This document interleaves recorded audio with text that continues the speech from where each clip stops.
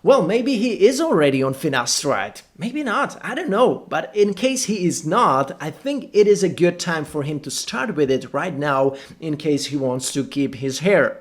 Welcome back, everybody. Matt here. And in this video, I'm going to be talking about Calum Von Moger, Australian actor and professional bodybuilder who started experiencing male pattern hair loss. And in this video, I'm going to talk about what I would do in his case as far as hair loss prevention. Let's start. This video has been brought to you by GoFiber. Enter your pictures and win a 1-year supply of GoFiber. It's easy to enter.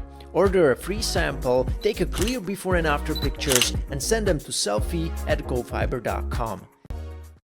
We can see how his pretty defined hairline in 2016 starts to kind of narrow down, forming this pretty pronounced widow's peak as we know it, and also the edges become more bald. And also if we observe him from the side, we also notice that his sides starts to kind of recede a bit further. Considering his age, which is 30, it's actually not that uncommon to experience the first signs of male pattern hair loss. In fact, almost every third man is experiencing some hair thinning by the age of 30. By the age of 40, it's 40% of men. By the age of 50, it's 50% of men, and so on. So that's the general statistics, which has been shown pretty accurate. Now, I'm actually quite surprised that his hair loss did not go much worse by the age of 30, considering the amount of anabolic steroids he has admitted that he used. We don't know, of course, which type of steroids, how long has he been on cycle, and what were the dosages of these steroids, but I'm really surprised that his hair loss didn't turn out to be worse by this time. Again, I think he's like a Norwood 2 right now. On some photos it may look worse, but I would say he's like a Norwood 2. But the difference between 2016 and 2020, it's clear to me that it's a androgenic alopecia, the alopecia that it's induced by androgen. It's a progressive alopecia. We see that it's progressively getting worse, and it's a patterned hair loss. It's not a diffused unpatterned alopecia. It's not alopecia areata. So he most likely has androgenic alopecia, the type of hair loss that is induced by androgens like DHT and testosterone, okay? And they're progressively miniaturizing your hair follicles over time by adding some anabolic steroids, which are also androgenic, more or less androgenic. You can speed up that miniaturization process even further or even faster. That's probably what also is happening to Calum. The only questions you have to ask yourself in his situation is, do I want my hair or I don't care? You know, I can live with it. I can grow my hair like long as Calum. I can mask it somehow and hoping it's not going to get worse. Most likely it will get worse. Or I will really get on medication and prevent further loss. Maybe I'm going to strengthen some hair around the hairline, maybe even get some thickening there. But who knows? You will never know unless you try the medication, try the treatment, okay? So, and this is also the trap that many guys can fall into, and I myself fell into as well. When I was like Norwood 2, I did not really think about my hair loss like speeding up from there like to Norwood 4 or 5. I didn't believe it's gonna happen. But then the transition to Norwood 3, Norwood 4, you start thinking like, shit, it's getting worse, and really to mask it properly and make it look good as a Norwood 3, Norwood 4, you cannot do that anymore. You know, it just, everybody just knows you have hair loss. Everybody sees that you are masking it, okay? So that's the trap that I hope he's not falling into. I mean, I think he wants to have hair. He wants to keep his hair because he's an actor, for Christ's sake. He needs his hair for his career. So if I would be him, I would probably also pursue a career as an actor, or maybe as the highest paid gigolo in the world. I have no idea, but I would want to have my hair probably if I would be him, okay? Because my career, my income, my ability to make money probably would depend on it, okay? Although there are also some bald bodybuilders, but I think they're not getting so many acting roles compared to bodybuilders who also have hair, maybe look more, you know, appealing, whatever.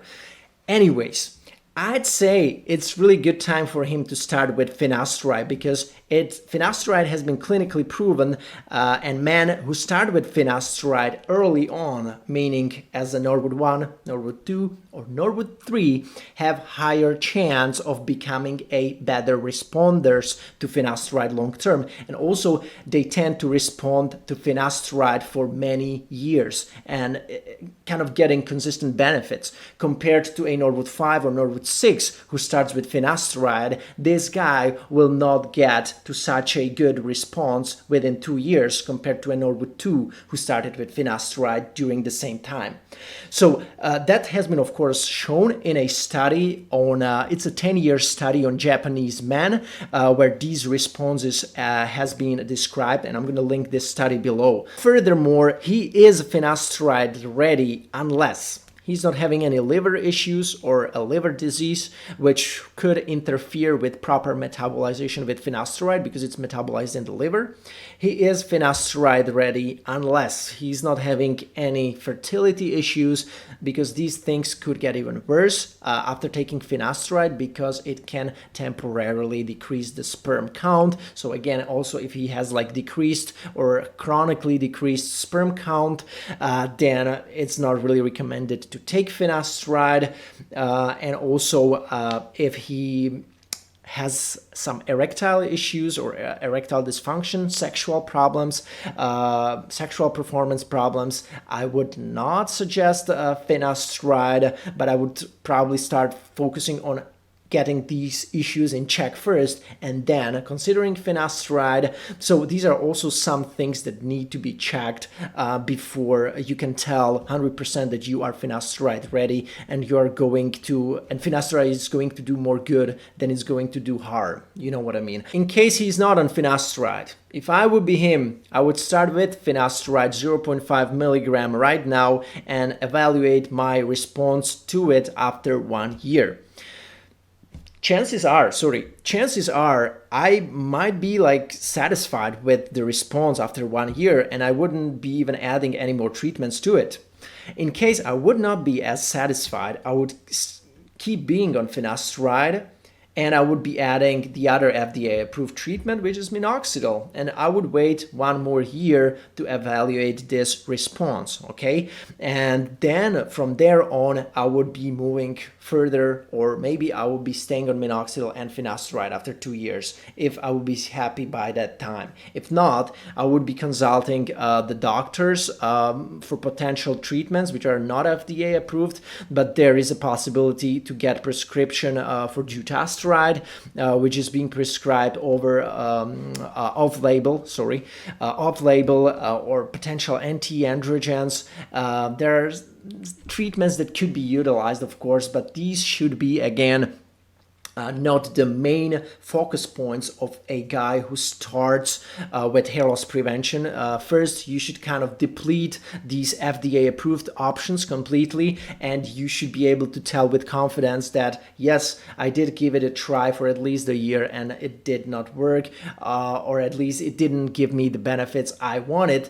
That's why I want to upgrade to non-FDA approved treatment, which has some clinically backed potential, like dutasteride oral or some anti-androgens, but more like dutasteride or dutasteride mesotherapy. These are more clinically proven treatments compared to some anti-androgens. So these were kind of my thoughts on Calum. Let me know how you liked this video. If you liked it, you will also like my Instagram account, where I started to post pretty interesting content lately, and guys really like it. I'm getting many comments there, so make sure you follow me on Matt Dominance on Instagram as well. And other than that, thank you so much for watching this video, and I will see you soon. Take care. If you want to avoid getting an unsuccessful hair transplant, find out about what are the real and subtle details you really need to pay attention to before you get a hair transplant. Do you want me to assist you during your hair transplant research and provide you with the best possible hair transplant clinic recommendations right away? Then make sure you apply for a one-on-one call with me by clicking the Apply Now button right here. And after you click it and fill out a short application form on my website, I will get back to you within 24 hours and schedule a call with you whenever it's suitable for both of us and help you out. And I'm going to pack everything you need to know before your hair transplant into one single call because I don't want to waste your time. I just want to make sure that you get the best hair transplant result possible. Talk to you soon.